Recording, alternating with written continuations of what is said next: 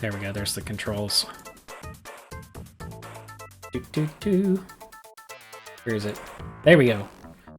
There we go. Okay, so, social murder. That is the topic of today, that I'm going to gently rant about this because it's a thing that bothers me. It's a thing that bothers me a lot, partially because of my own personal experiences, and also because of just, I don't know, maybe I'm a human person with a sense of conscience. Alright, so, we must ask ourselves what is... Oh, that's the wrong button. We must ask ourselves, what is social murder? Okay. Oh, I forgot to... I should do a thing. I should commit to the bit and pretend I am a podcast with slides. I'm going to say, hi, this is a streamer with slides. My name is Kotaru Complex. My pronouns are survival and horror. Today's episode is on social murder. Let's go. What is social murder?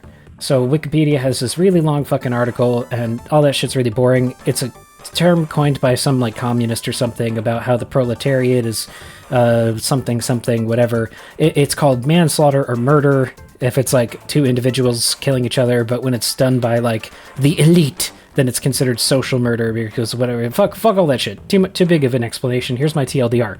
When a company considers profit more important than your life. That's what social murder is. So let's start with some examples. Like, what do you mean? Kotaro, what the fuck are you talking about? Of course corporations don't care about us. Well, you're right, but let's learn more. So here's a text message that you never want to receive from your loved one. I'm fueling up now.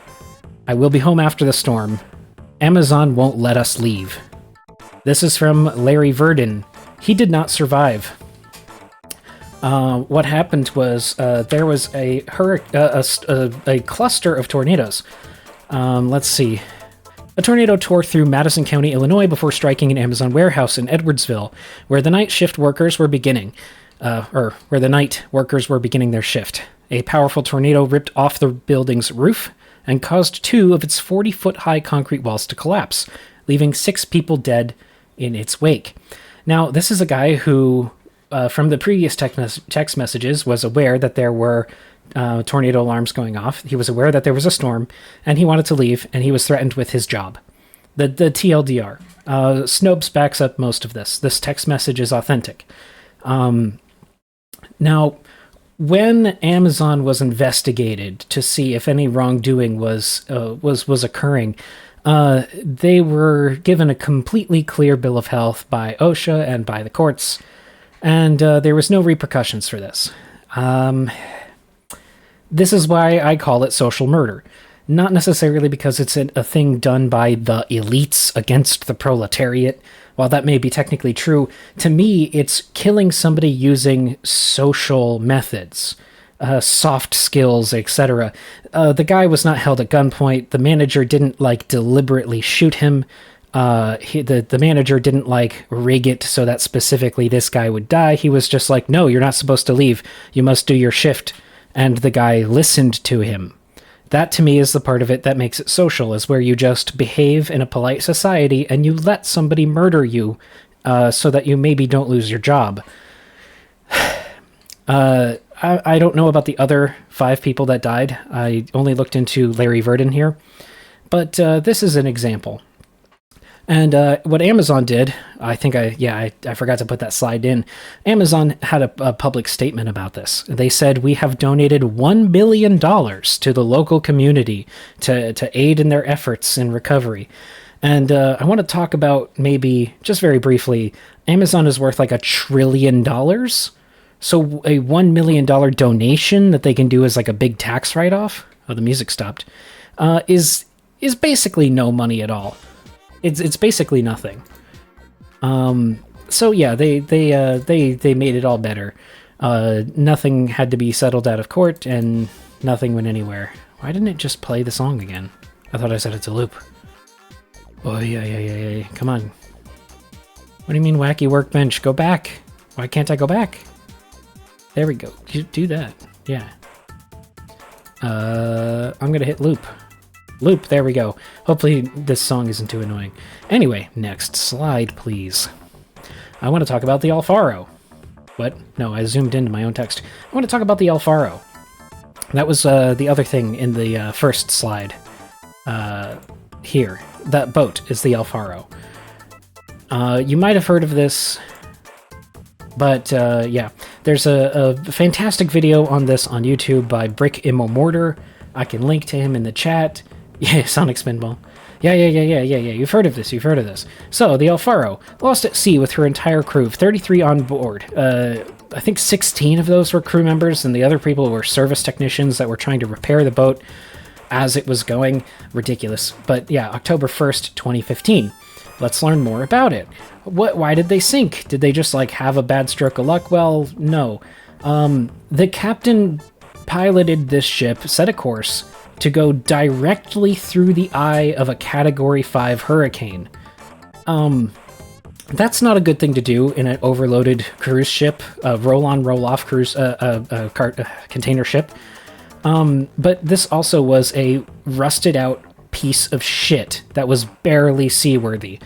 People that worked on it complained that there was so much rust falling off of the ceiling that they had to, like, wear safety glasses at all times. The air conditioning was broken. They just had to rely on fans. Everything imaginable was just complete shit about this boat. On top of that, the captain, he was known to have, like, kind of a bravado thing and, like, always be like, whatever, we've been through worse storms, she'll hold together. And then he went to sleep, and the seas continued to get worse. Yeah, so the other thing that happened was, hold on, I lost my place. Yeah. So that captain had previously delivered something late. He had a shipment come late. I don't know if you... Oh, you can see my mouse. And he was not specifically warned about this, nor could he even be, like, fired for being late. If you divert for safety reasons, that's a fair fucking game. But he was worried that if it kept happening, he would not get his job back. See, you couldn't just outright fire him, but you could make sure that his contract wasn't renewed, and he was trying to get in to be put on a captain of a better ship, but he got passed up for that promotion, so he did not want to be late. You can see the hurricane here. You see this island here? It's kind of a dark patch. Most boats in this area went this way around the island, and it added into, like, an extra day to their delivery times. And he didn't want to do that, so he went straight through the fucking hurricane and died. So another thing happened. It hits the hurricane, the boat buckles, it, like, folds in half, starts filling with water, they're obviously sinking. What does he do? Does he call the Coast Guard and say, help, I'm sinking? No. He phones corporate on an A1 line and gets put on fucking hold. And then eventually gets a hold of somebody and says, hey, we're sinking. And they're like, okay, you have permission to call for help. So that adds precious seconds shaved off of the response time, where already the Coast Guard basically could never get to them because there's a fucking hurricane happening. And yeah, it sinks. All hands are lost. It's bad. There's another thing.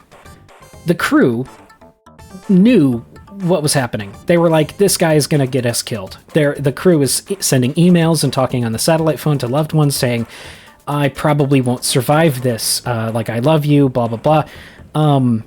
So they knew it was bad, but they did it anyway.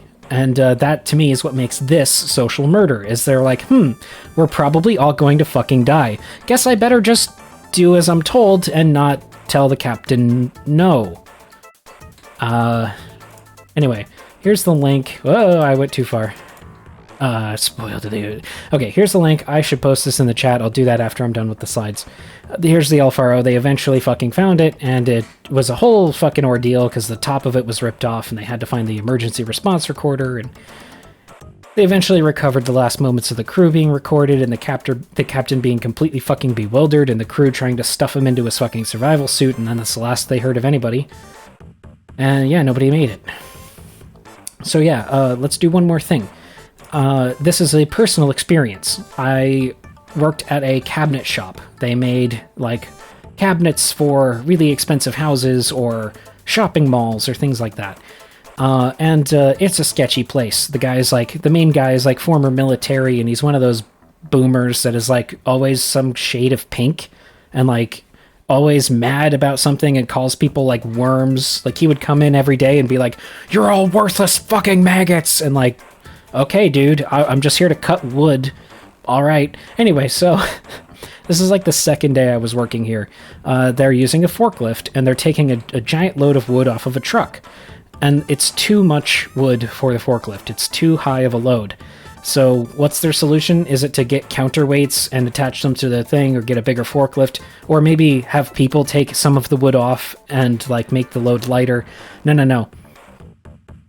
I can call you a worm if you want, but I'll do that privately. Okay, so what he does is he says, get all of the guys over here and pile them onto the back of the forklift so that it's heavier, so we can pick the thing up.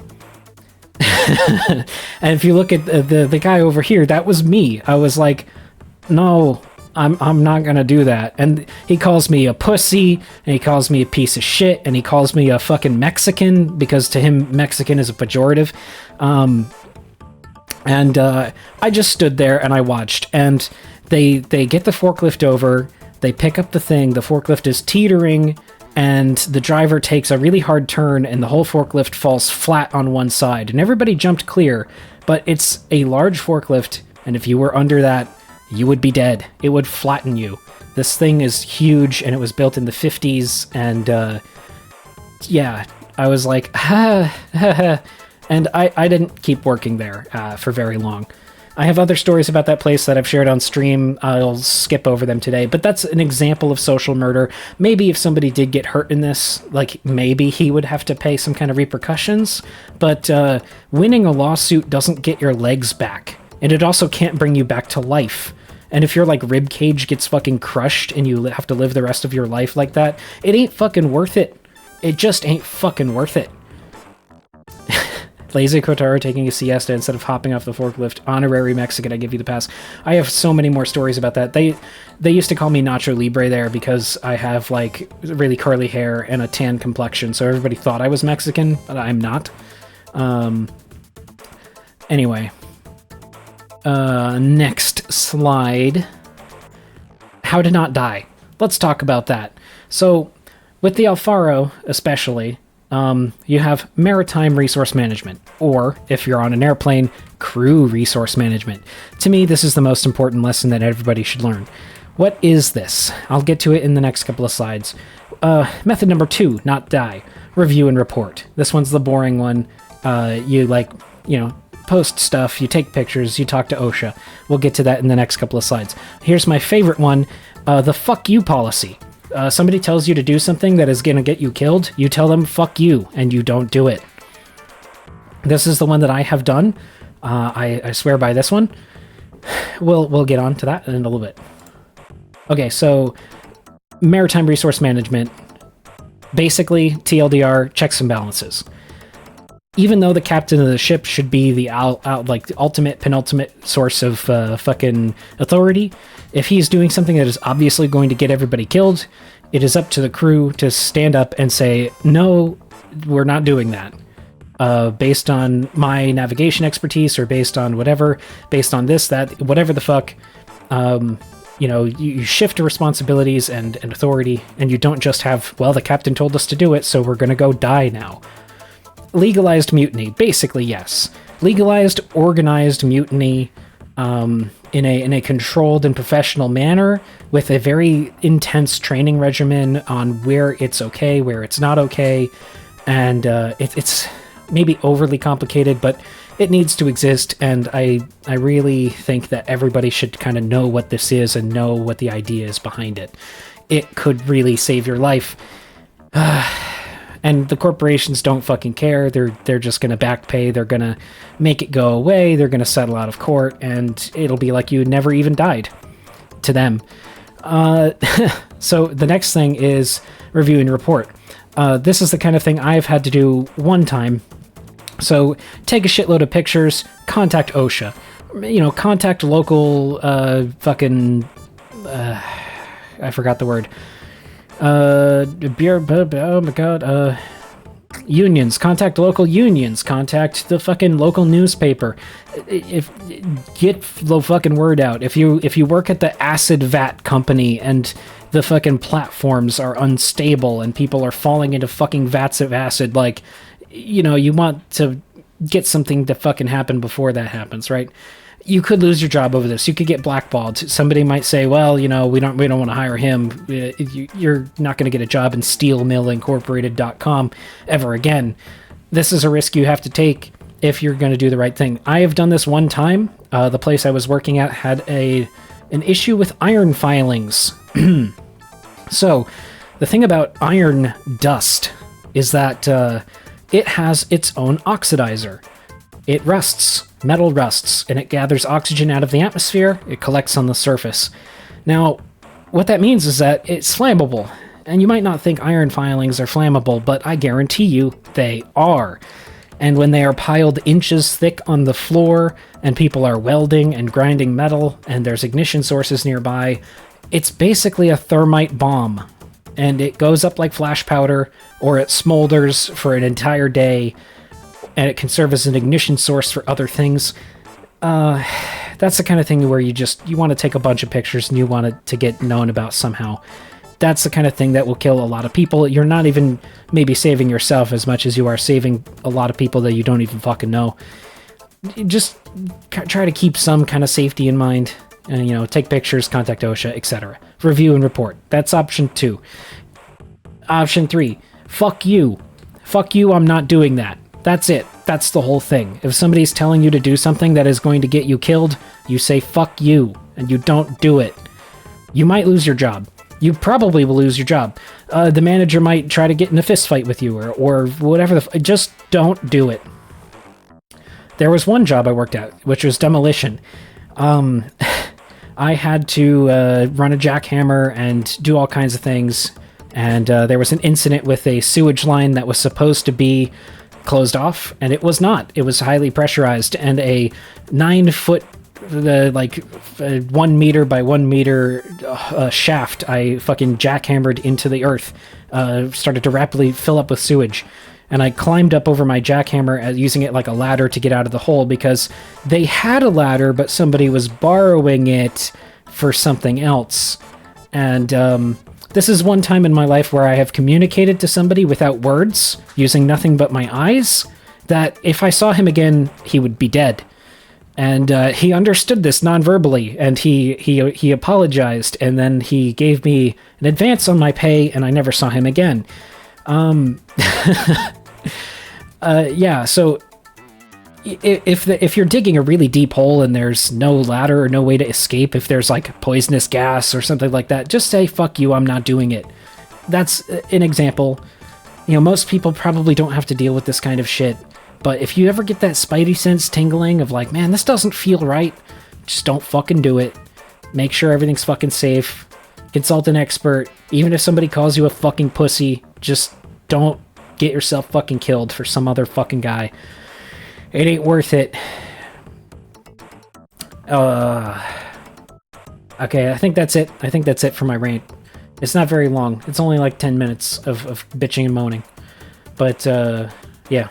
Had the same sort of concept in the army where you could legally disobey an unlawful order. Yeah, so the thing that makes this social murder, I'll go back to the first slide. The thing that makes this social murder is that even though you have a law where this is supposed to work, and you have something in the military where that's supposed to happen, because of peer pressure and social expectations, unspoken rules, or even people just outright disobeying the law, and just, even though there's rules against it, they just ignore them, like, you have to make sure you actually stick with that shit, and you have to make sure people actually follow it, and that's really fucking hard to do.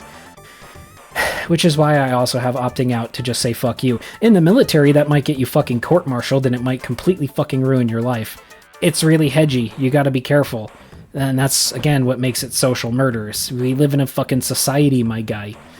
And yeah, I have friends that have been in the military and that have seen and been victim to very horrible things. And because of how the military works, it just never happened, and they, gave him honorable medical discharge and swept everything under the rug like it never happened. It was just a training accident. What do you mean you want to get plap my boy pussy and get boy pregnant while I'm boy-vulating? Hello, enemy. That's a very normal enemy message. The concept of unlimited liability, understanding that you are expendable. Yeah, I mean, that's also part of being in the military, is accepting that you're an expendable asset. You don't usually expect it from your own people, but that's statistically the people that are going to fuck you over the most are the people you are supposedly supposed to trust. I didn't really intend this to spiral into fucking paranoia, but just from the people I know and the stories I've heard, it's your buddy who is going to shut the hatch behind you when you are surfaced in a stormy sea. This story I can share because of reasons, but a friend of mine was a submariner, and the captain of the ship was like, I want to surface and talk to the president on the satellite phone myself. And they're like, Captain, it's a fucking storm and we're in the Arctic. There's like fucking 8-foot swells. That's not a good idea. And he's like, fuck you, that's an order. We are surfacing. I want to talk to the president on the satellite phone. So they surface. They get up, the guy, my friend, they've got these deck plates that bolt into the fucking sail of the submarine. Because otherwise there's like not really anything to stand on. So he goes up there. He's got the deck plate in one hand and his fucking like carabiner clip in the other hand. And the guy behind him, his fucking buddy, going underway, he sees a fucking like 12-foot wave approaching the boat. And he says, fuck, and he starts pulling the hatch shut. And my friend is about to get washed off of the fucking boat. So he, as fast as possible, clips in the fucking deck plate and clips himself to it and gets fucking bodied by this ice-cold wave. The water's 28 degrees. And the fucking submarine takes on several thousand gallons of water. And they're like, we are about to fucking sink. Like, we need to go back underway and stop getting hit by fucking waves. And the guy comes back up through the hatch and is like, oh shit, you're still here. Well, get back in the boat. And it's like, yeah, you gotta be careful. And yeah, I mean, social murder, it's just gonna fucking happen.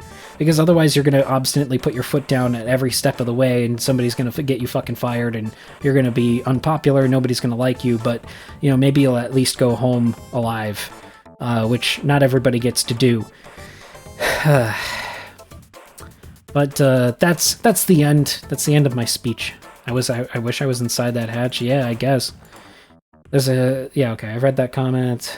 Legalized mutiny. I didn't miss anything. All right. I'm gonna go get a drink of water. We're gonna stop this loop. Holy shit, I shouldn't have left that looping. Oh my god. I'm fucking high on dark chocolate. Fucking spazzing out. Oh.